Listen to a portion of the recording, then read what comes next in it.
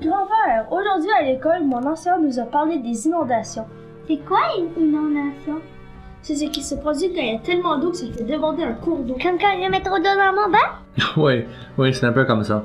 Mais en fait, les inondations, ça se produit à cause des ondes de tempête, ou lorsqu'il y a des pluies très fortes, ou lorsqu'il y a une fonte rapide de la neige et de la glace.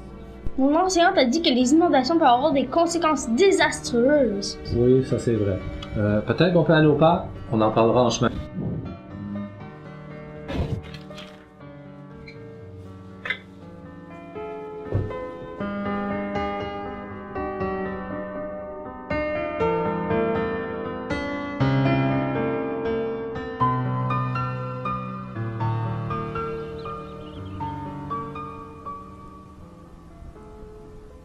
Grand-père, raconte-nous ce qui se passerait si l'inondation se produisait.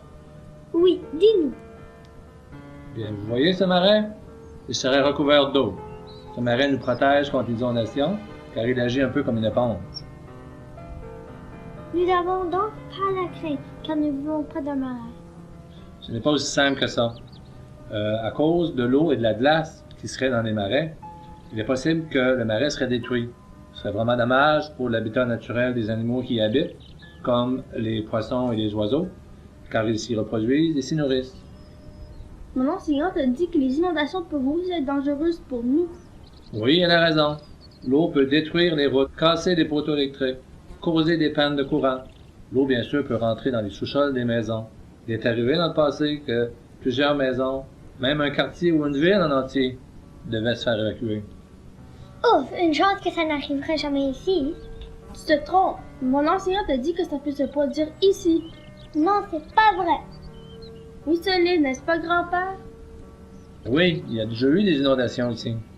Je veux en savoir plus au sujet des inondations. Je ne suis pas un expert dans la question, mais je connais quelqu'un qui pourrait vous renseigner. Nous pourrons aller chez elle et lui rendre visite.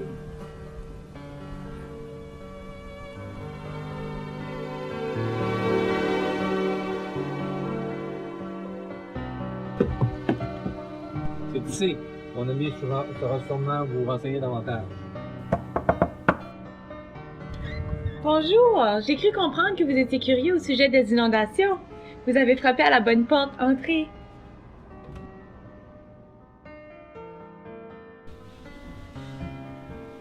Eh bien, que voulez-vous savoir?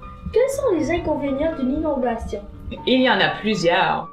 Premièrement, les inondations ont beaucoup d'effets négatifs sur l'économie locale. Les agriculteurs perdent des terres fertiles et les pêcheurs ne peuvent pas pêcher sur leur quai détruit. Les marchands aussi souffrent beaucoup. Quand leur marchandise est ruinée et leur commerce endommagé, ils ne font aucun profit. Moi, je ne trouvais pas, donc je n'ai rien à craindre des inondations. Bien au contraire. L'eau sale de l'inondation peut contaminer l'eau potable.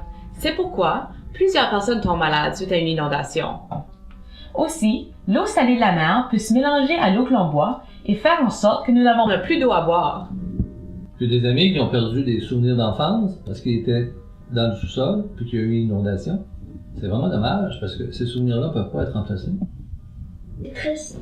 Ça fait une période très difficile pour eux. Ils ont dû quitter la maison parce que l'électricité avait été coupée et puis ils ont même perdu un ami qui s'est éloigné. Les inondations sont des périodes très difficiles pour plusieurs. Les pertes de matériel sont élevées, les documents importants et les assurances sont perdus, les meubles, les commerces et les maisons peuvent être endommagés et même parfois complètement détruits. Aussi, certaines écoles doivent fermer et il arrive que les élèves doivent terminer leur année scolaire dans une autre école. Oh non, moi je ne veux pas changer d'école. Est-ce qu'on peut faire quelque chose pour se préparer pour les inondations?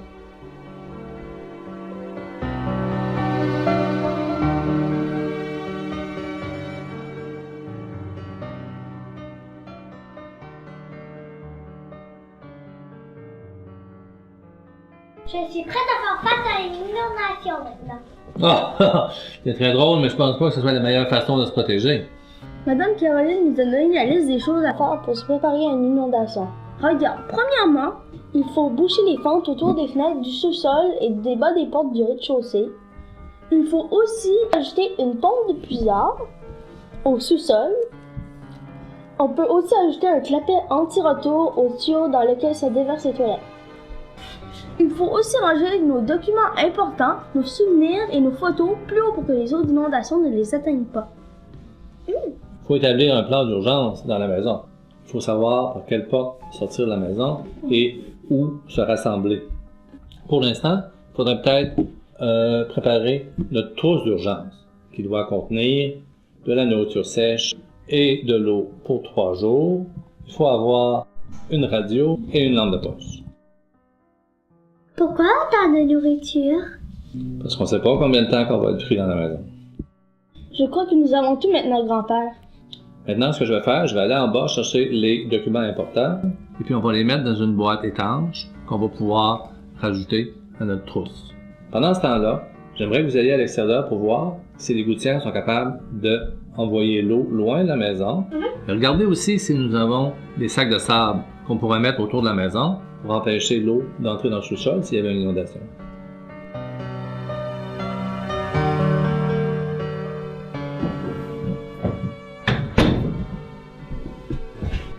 Tout semble en ordre. Nous avons trouvé des sacs de sable derrière la remise. Excellent! J'ai encore un peu peur, grand-père. Que se passera-t-il si notre quartier est inondé? Tu n'as pas à avoir peur. Nous avons un canot qu'on peut utiliser. Et si cela te réconforte, je pourrais te prêter mon dauphin, même si tu es un meilleur nageur que moi. Hein?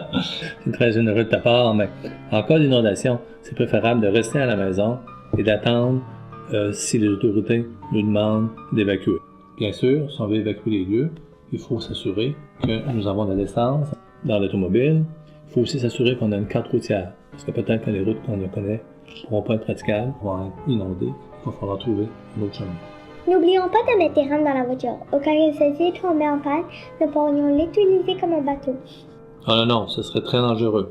Si l'auto tombe en panne, en cas d'inondation, il faut quitter les lieux, parce que peut-être qu'on pourrait se noyer. Si la maison inondait, faudrait-il quitter pour toujours? Non, pas nécessairement. Ça dépend des dommages qu'il y a eu à la maison. Mon enseignante a dit que les planchers peuvent défoncer après une inondation et qu'il se peut qu'il y ait du verre cassé un peu partout. C'est vrai. C'est pour ça que si on revient à la maison, il faut faire très attention. Il faut faire inspecter la maison. Par exemple, un électricien va venir, va regarder si les fils électriques sont encore corrects et si les appareils électriques sont encore corrects. Il faut aussi faire vérifier si l'eau est encore potable. Et il est bon de prendre des photos aussi, parce que les assurances vont dédommager pour les dommages que l'inondation a produits. J'espère que cela n'arrivera jamais ici, mais si cela se produit, je suis prêt à y faire face. Merci, grand-père, de nous avoir aidés à nous préparer. Oui, merci. Ça me fait plaisir. J'ai appris beaucoup de choses ici, pareil comme vous autres. Il fait beau dehors, on va aller jouer dehors, OK? Yeah!